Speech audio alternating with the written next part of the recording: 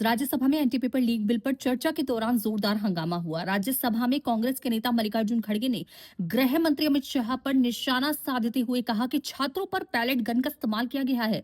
उनके हाथ पैर टूटे, इसका जिम्मेदार कौन है? उन्होंने कहा कि इसका जिम्मेदार होम मिनिस्टर है।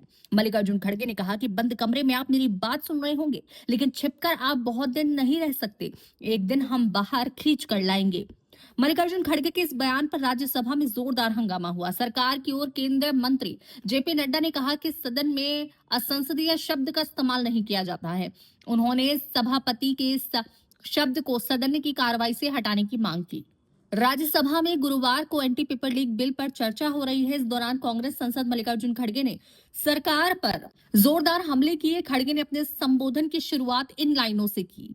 पेपर चुराने वाले बचते रहे, मेहनत करने वाले पिटते रहे। ये कैसा न्याय, ये कैसी रीत? गुनहगार हंसते रहे, मासूम सिसकते रहे।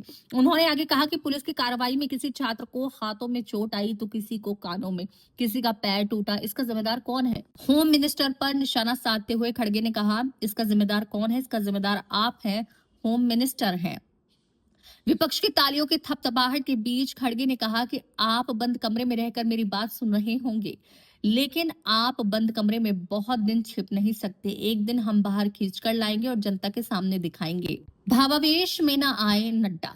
खड़गे की इस टिप्पणी पर जमकर हंगामा हुआ। सत्ता पक्ष की ओर से जेपी नड्डा ने कहा कि नेता प्रतिपक्ष तर्क के साथ भावावेश में ना आए, ऐसे शब्दों का प्रयोग न करें जो असंसदीय हो। अभी उन्होंने असंसदीय शब्द का प्रयोग किया, इसे कार्रवाई से निकाला जाना चाहिए। इसके बाद खड़गे ने अपने बयान पर सफाई दी। खड़गे ने कहा कि वो कभी भी असंसदीय शब्द का इस्तेमाल नहीं करते। हम का मतलब जनशक्ति है, विद्यार्थी है। मैंने ऐसा नहीं कहा कि हम जाकर खींचकर बाहर निकालेंगे। मेरा कहना है कि ये जनशक्ति है जो आपको खींचकर लाएगी।